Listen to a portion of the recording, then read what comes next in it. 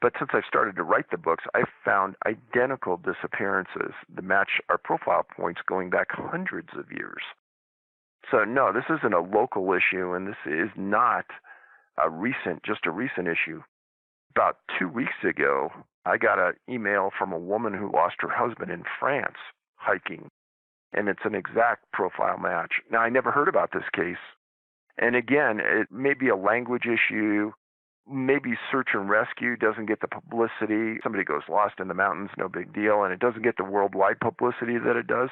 But if this woman hadn't contacted me, I'd never have known about her husband. Mm-hmm, mm-hmm. I'm sure that happens a lot at this point, right? Yeah, it does. So another thing I like about your work is how you break down the terrain and the landscape of some of these cluster areas, because those are important details. And in the film, it's translated even better than in the text because you're showing images, you're showing maps, and you can really see exactly where these people go missing. And in the film, you say that the Santa Fe cluster is one of the most intriguing. And I'm curious, why is that particular cluster intriguing to you? What stands out about it? So Santa Fe, New Mexico, that cluster intrigues me because there's been a variety of ages and males and females that have gone missing there. That's number one. A lot of times it's just all males or it's just all females. This one has a little of both. Also, the topography of that area and the weather in that area intrigues me a lot because you've got super hot weather down in the valley, and then you've got temperatures that are quite a bit lower up by the Santa Fe ski resort and higher in the mountains. And you've got elk, deer. You've got a really diverse area with diverse disappearances. But when you get down into the bottom of it and you start looking at the types of disappearances, the ages, the sexes, wow, there's a lot of continuity there that people don't know about. Now, New Mexico is unusual because the New Mexico State Police is kind of the head organization in all search and rescue, which is not normally the case in most states. And because New Mexico has a mandatory disclosure law, which most states do not, you can get documents out of New Mexico where you can't get them out of other states. And including documents, you also get crime scene photos and a lot of other things. And because of that, we've learned a lot out of New Mexico cases. Yeah, in the film, you cover several disappearances in this area, at least 3. The one I honed in on was one where a body was found near a destroyed camp, naked, face down in a creek, or their face was in the creek. Just very odd. I mean, this is another one of those situations where, why did this person make a camp? Was it their camp? Why weren't they also signaling for help if they decided, oh, I can't get back to where I was, I need to make a little shelter for the night or start a fire? You would think they would also be screaming for help, but just strange. It's very strange. And in that case, we had the crime scene photos, and the coroner writes a report that, well, the woman wasn't in any body of water and her face was never proven to be in any body of water. I have the crime scene photos right in front of me, and she was completely in water, and her face was in the water. I'm not sure how they could even write some of the things they do, but why was this person naked? Why was the clothes thrown around? Why was the camp in shambles? Why didn't she call for help? How did she disappear? All of those things don't make any sense.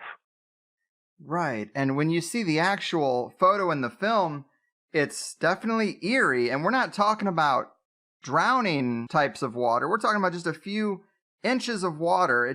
The whole thing makes no sense. And a lot of times when these cases are talked about, I hear critics say, oh, well, this is hypothermia. When people hit hypothermia, they do have this odd habit of removing their clothes. And sure, that might be in the mix somewhere, but it definitely doesn't explain why people are not found at all, why the clothes in some cases, especially boots or shoes, are set very neatly on the path. I mean, a person who would be distressed and in a hypothermic state, they're not looking to make things neat and tidy. They should be freaking out all over the place. But I don't think that really answers much of the questions, but you do probably fold in this hypothermia element to some degree, right? Yeah, this hypothermia theory about missing people is interesting to me. I hear about it all the time, and I have a few questions about it. And that is that if people strip themselves naked when they have hypothermia, I want people to think about this clearly. Then why don't we find naked climbers at high altitude when they're dead and they died by hypothermia? Right. Yeah, I don't know a whole lot about it, but if that's the case, if they aren't found at high altitudes, you'd think that'd be where they'd be found the most often. Yeah, and naked. It is a weird one. I do love getting into the details of these cases, but people really should see the film because you can get all those details in the interviews that we can't fit into a conversation. And when you hear from the witnesses or investigators firsthand, it really makes a big difference. And there was one case in the film where I believe you're talking to the sheriff, and he's clearly rattled by the whole thing, but he is walking you through point by point on a map. Here's where we saw him last. Here's where he was supposed to be going. And this is one of those cases where there is GPS data that shows where he was, or where his GPS was at least. But this is such a wild case. And it is one of the ones that makes me think about that aspect of this person didn't seem to think there was anything wrong, even though there's a panicked search for them. Well, that case is odd. Now, there was some GPS, but there wasn't a lot. There was one GPS signal that was received when he was talking on his radio to his partners. This is another case where they had a radio, and he spoke to him briefly, and then he stopped using the radio. This guy disappeared in some heavy mountains and reported missing, and you're right, the sheriff is absolutely perplexed. A guy who has 25 plus years in search and rescue, and we put him in a helicopter with us, and we flew the route this guy supposedly took. And he said several times, this doesn't make any sense. And there were multiple counties looking for this hunter, and he was missing his boots. During the search, they found his boots next to a creek, again, water. And to get to a point where they eventually found his body, it would be a phenomenal hike for you or me in good weather. But it had snowed about 24 inches, and the search parties come in one direction. He supposedly was going the other direction towards them, yet they never found any tracks going out in the snow. That's clue number one. Canines never pick up any scent around that campsite. That was number two. Number three, he didn't have his boots. So he had to have hiked out in bare feet through a shale boulder outcropping that would have torn up anybody's feet. And it's a 6 air mile walk. So nobody walks 6 air miles, so he probably walked 12 miles.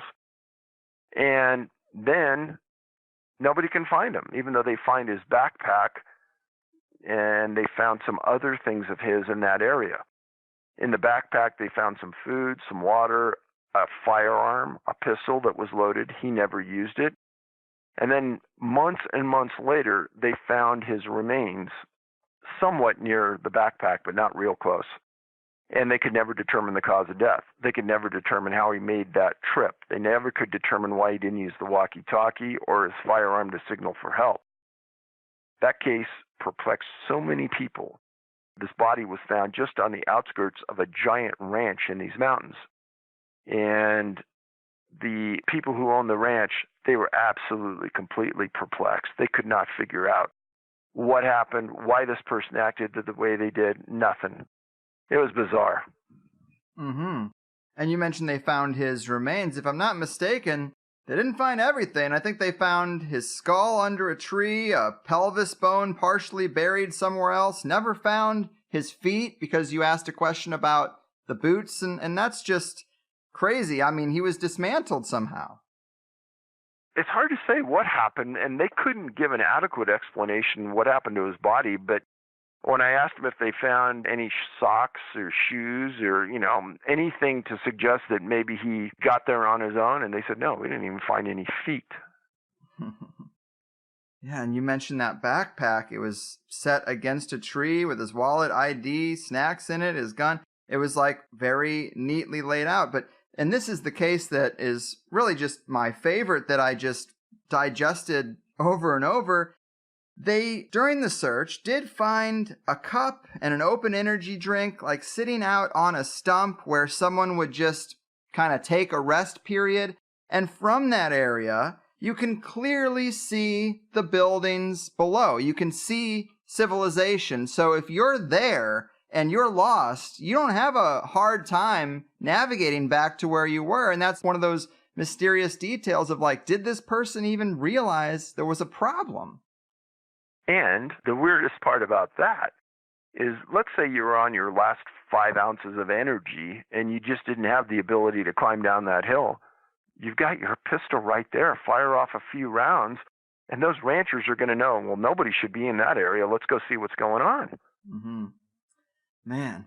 And another thing that was slipped in there without much context is that information from his cell phone was just not recoverable. No, they tried and they could not get anything out of it. And that kind of brings me to another thing I love about your work is I interview a lot of people who compile paranormal and mysterious cases, and sometimes we're talking 100 years ago. Sometimes we're looking back at the 1920s and 30s, and you think, well, this is interesting, but whatever got them, if you think of it as a living thing, is probably also dead now. These things are so far back in the past, it's really hard to get the full context to explain, is there actually a mystery here? But your cases, I mean, they do go back a ways, but you're also nailing all these cases that have happened in just the last 20 years in a very technological world. And people have cell phones and GPS, and it just makes these experienced woodsmen going missing even more strange.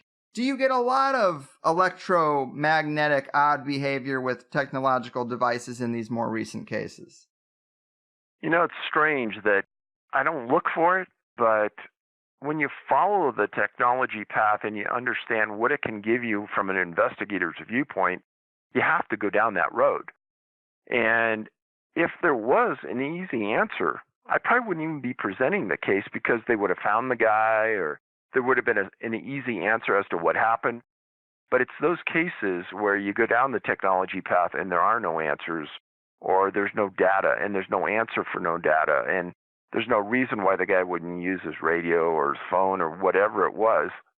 You just scratch your head and go, what is going on? Right. It kind of possibly leads back to the portal idea of some kind of electromagnetic anomaly or maybe some kind of field that creates a space of electromagnetic anomaly and devices break and biological beings just disappear from that space. I just can't explain how something or someone would be able to control another person's cell phone if you're hunting them. It's just out of this world. Well, you know, one of the stories we covered in the recent movie dealt with a cell phone, and it dealt with a female hunter who had a strange encounter in the woods. And a lot of people who haven't even seen the movie, but just have watched the trailers, have misinterpreted this to mean we're pointing to some kind of cause. And the reality is, in the movie, we talked about whether we should put in any of these strange things that hunters have encountered in the woods. And we thought, you know, we know of 2 cases where there's scientific validation that something really, really odd happened to these people. And in that case, this woman took a picture, and her phone took a photo that, according to Verizon, the phone could not have taken that photo. But according to Verizon, that phone did take that photo. Because of the size of the pixelation and the type of photo it took, they guaranteed the photo was taken by that phone. But according to their engineers, the software and the hardware could not have taken that photo. So that explanation, people are probably scratching their heads, but facts are facts. Something really, really odd happened. This hunter took a photo of something very odd, and Verizon validated it and said, yeah, it took the photo, and we can't explain it. Right, right. That is one of my favorite parts of the film. I'm glad you brought that up because the dimensions of the photograph that were taken do not match dimensions that the phone can take. And of course, the photo's all warped and you can't really see a lot in it. You can see a little bit, but it looks almost like old cameras, how if you wound them incorrectly, you could take a photo that was like half on two different cells. It looks like it's kind of two photos smashed together. That's just kind of a blurry image, but that metadata is just so telling, and there's no explanation for it except that it is verifiable proof of something very strange that can affect our technology. Exactly, Greg. And again, that's one of those cases where there was scientific evidence. That's why we put it in there. And we wanted to include in this movie some of the odd things that hunters had faced in the woods. And trust me, I've heard hundreds of things, and some of them are unbelievable. But the two cases we put in the movie, there was some type of scientific evidence that proved that these hunters had encountered what they claimed in those woods. Again, not pointing to what might have taken people, just showing the type of oddity that hunters have encountered. Yes, and the last thing from the film I wanted to ask you about before making some room for cases in your law book is the Sierra Camp. You cover some disappearances near it, and they are as interesting as any, but this is also not far from Yosemite, which is worth noting. But there is a secluded camp, or there was a secluded camp for hunters that a small group of guys had been using since the 70s, and they had a handful of strange experiences, including some thing nearby making very unsettling sounds, which they had captured year after year, and that alone is worth the $5 rental just to hear these sounds for yourself. But as you mentioned, you might not have even included these weird clues that hunters had experienced, and I'm so glad you did, because that's not the only weird thing that happened around this camp, is it? No, and if you think back, actually the camp was occupied since the mid-1950s. But these incidents started to happen in the late 60s, early 70s. And one of the hunters said, hey, you know what? I'm going to bring up a recorder. And this is early 1970s. This is way before digital. And he took some really interesting recordings. And he said, you know, I want somebody to tell me what this is. And so he took it to a university and he took it to an audio professor. And they ran it against things that they knew already existed and made sounds. And then they ran it against humans. And they said, no, it's not a human. It's outside the realm of what humans could produce. And it's nothing known animal-wise. And they said that it hadn't been re-recorded. It hadn't been recorded over. And the reason that's important is that in the tape, you can hear multiple sounds almost simultaneously, one stepping on another. And the professor said, no, these weren't re-recordings. These weren't laid on top of each other to make the sound or to make double sounds. This is actually as it occurred. Again, if it had happened now, it wouldn't have meant hardly anything because digitally you can reproduce and do anything. But this was done in the early 70s, way before anything audio-wise that advanced could be done. And that's where it holds its credibility. And that's why it was in the film. And it really is worth the price of admission just to hear that. You got to hear it with your own ears. These things somewhere nearby are making calls, and as you say, the people who are recording it are kind of mimicking that sound of calling back, and so the person who's analyzing this can clearly tell there's someone near, someone far. This is a human voice. This is something outside of the octave range of human beings. And I just thought another curious thing, because I'm always thinking about what do the authorities know. Apparently, they found this camp in 2014 and forced them to take it down and dismantle it. And so now that location can be kind of talked about because it isn't this secret oasis for hunters that it was. But that's curious. I mean, I guess authorities are going to do that, but I mean, I wonder what they know about that area. Good question. I think they just got mad that they had this structure that they made out of logs in the middle of the woods. It was in the middle of nowhere. I mean, Yeah. we rode almost a full day on horseback to get to this location. There's no trails to it. Unless you knew exactly where it is, you're not finding it. And we were there for a week, and we didn't really encounter anything odd. One of the film guys that we were with, video guys, heard something strange in the middle of the night. We didn't. But other than that, we just sat around and heard the stories and did some filming and did a lot of trekking around that area. And as a very unusual side note, as someone who's been in the woods hundreds of, maybe thousands of times, everyone at that site for the week we were there did not see one animal. Again with the animals. And they also note a lot of experiences that jive with typical paranormal cases, orbs of light in the sky, that kind of thing. But a detail I thought was interesting is one guy talks about a time where it sounded like their camp was being destroyed and rustled up, and they came rushing out to see what was going on, and nothing was touched. It was just like the sound of somebody coming through and smashing up all their stuff. And it's like, whoa, that's a bit of a head scratcher for sure. That was definitely strange. They said it was right outside where they were at, and they thought initially that a bear or a couple bears had come into the camp because they'd had bear problems there before. And they said that's what it had to be. So they jumped out with their rifles ready to take on a couple bear, and there was nothing there. And the sounds just all stopped. Very strange. Yes, I love it.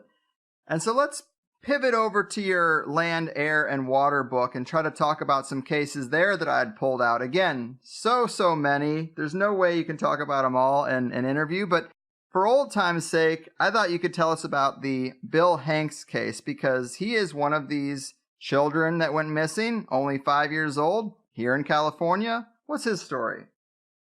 So Bill was a 5-year-old. And this happened on November 10th, 1956, in the Lucerne Valley. And the location is somewhat in a desert environment in San Bernardino County. And it's about maybe 75 to 100 air miles from Riverside County. And the profile points in this case is weather, distance, and missing shoes. And the headlines on the San Bernardino County Sun on November 12th, 56, were boy wanders 15 miles in bitter cold. Now, if you know anything about my work, 15 miles in bitter cold for a little boy, that's a pretty phenomenal trek across, the desert. And in the SAR manuals, it says that a 5-year-old will be found 95% of the time in 5.1 miles or less. He traveled 300% that distance that he would normally be found in, meaning he was so far off the grid of search and rescue, it was ridiculous.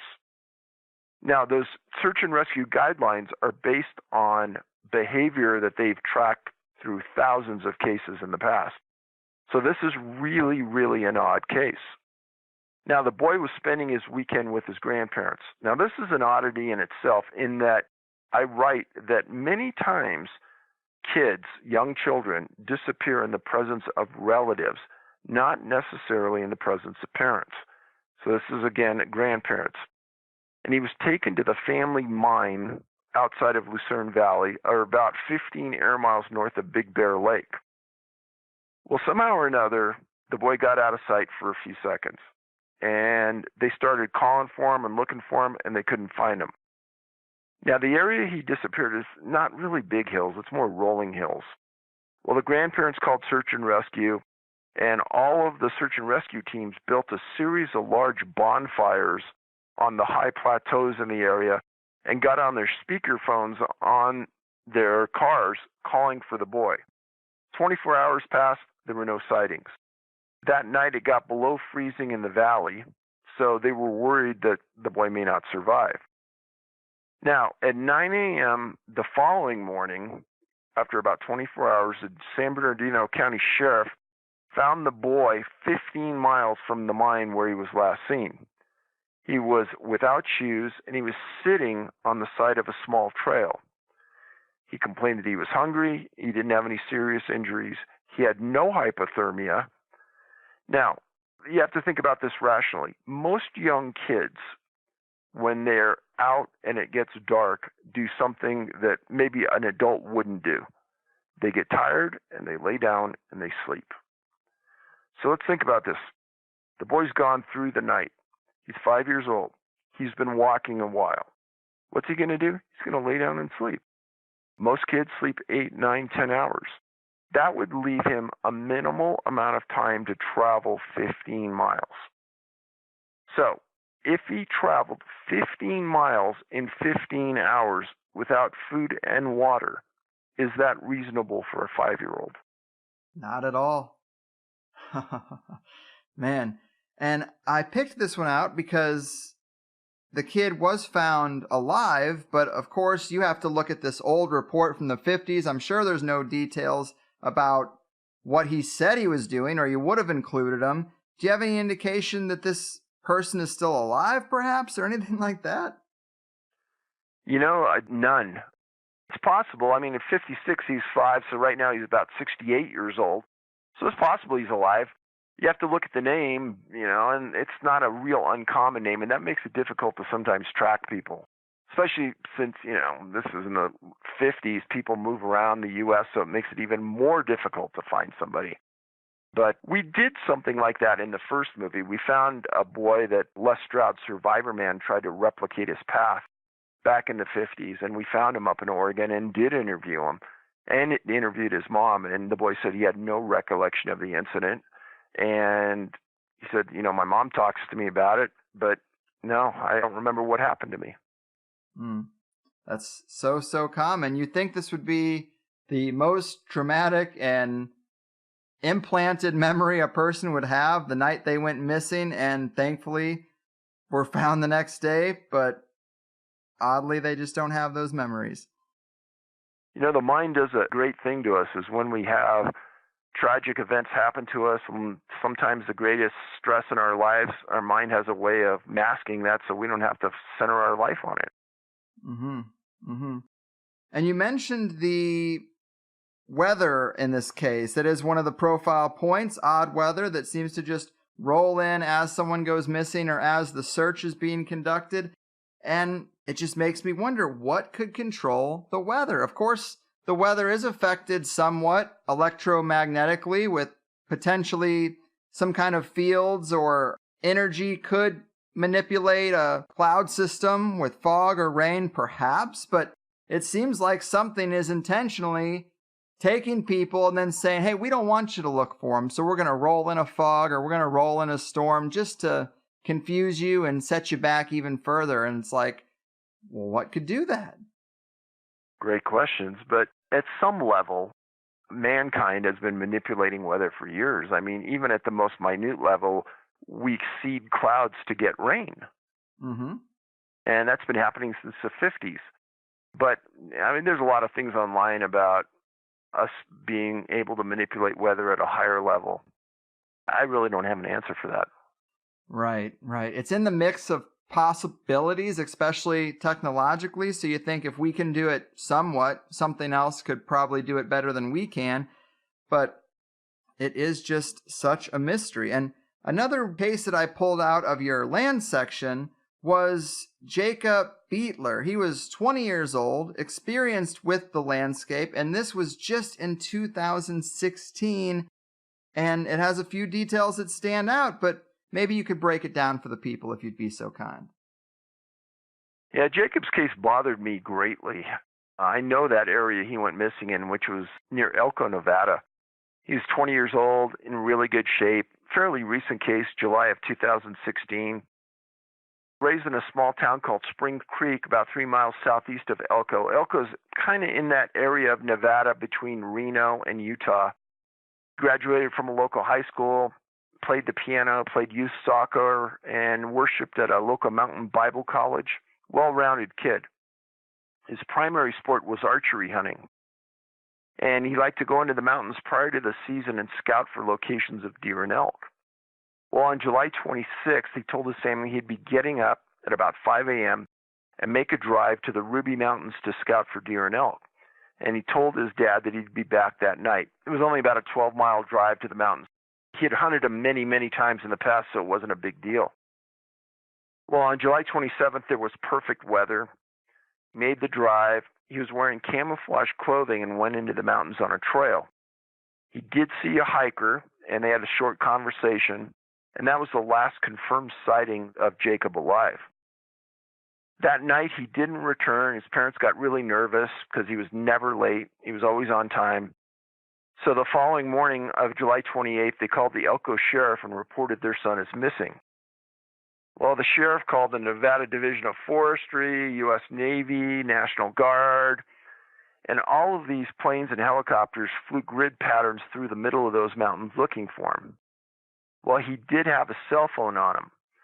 And the Ruby Mountains are a very narrow band of land with roads on all sides. You come off the mountain, you're going to hit a road. Well, the sheriff pinged the phone, and there was no response. And during the search, something strange happened in the desert. The U.S. Weather Service issued a weather advisory for the Ruby Mountains calling for heavy rain and thunderstorms with weather to hit that area August 4th. And it was so bad that the search and rescues had to call it off. Now, you got to understand, it's July, late July, in the middle of the summer, in the middle of the Nevada desert, and that's what happens. That's pretty weird.